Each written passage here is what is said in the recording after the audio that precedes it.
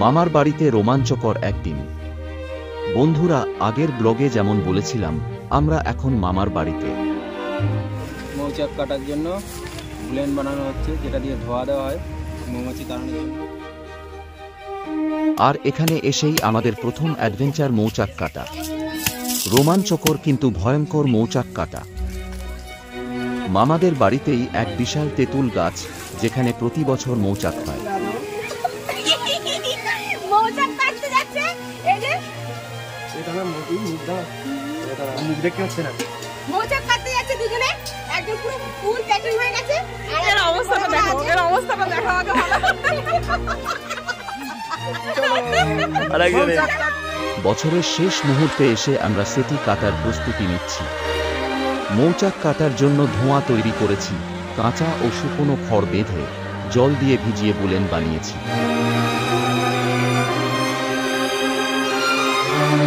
মৌচাক কাটা যতটা রোমাঞ্চকর, ততটাই বিপজ্জনক। Mission fail. লেট হয়ে গেল আমাদের মধু কাটতে। মধু সব খেয়ে নেছে ওরা।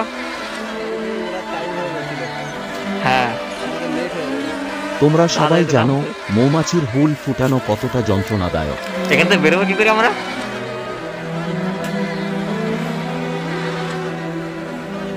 আছি কোথায়? তবে আমরা সাবধানে কাজ করেছি এবং সফলভাবেই মৌচাক কাটতে পেরেছি। কিন্তু এবার মৌচাকে খুব সামান্যই মধু পেয়েছি। এরপর আমরা মাছ ধরতে বের হলাম। দুটি জাল নিয়ে মামার পুকুরে মাছ ধরার প্রস্তুতি নিলাম। জালম্যান হয়েছে, ক্যামেরাম্যান আর জালম্যান হয়েছে।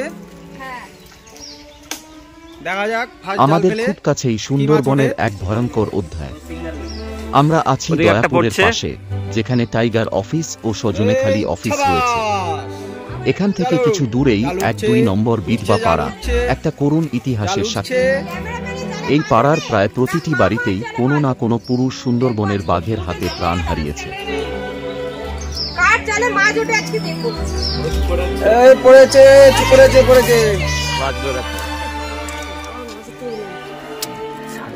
আমি বের করে দিচ্ছি। জাপানি পুটি।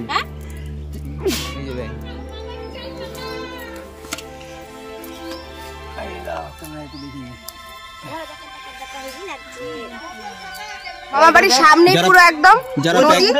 যারা প্যাকেজ হিসাবে ঘুরতে আসে তারা এটা ট্যুর পার্টির সাথে এইসব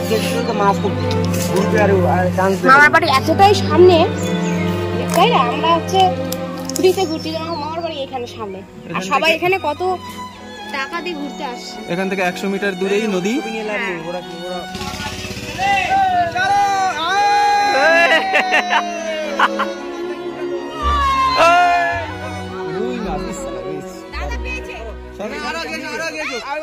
তুমি আর আগে ওই আরো আসো, আরো আসো। চলের মধ্যে হাট দোকান আছে। রুই এই মাছটা দাদা তুলে সবার হয়ে যাবে। দাদাকে মাছ তুলে একটা তুই চলে গেলে কি কাউতালি করে একটু দেখা দেখা দেখা। ওর মধ্যে করে মাছ আছে।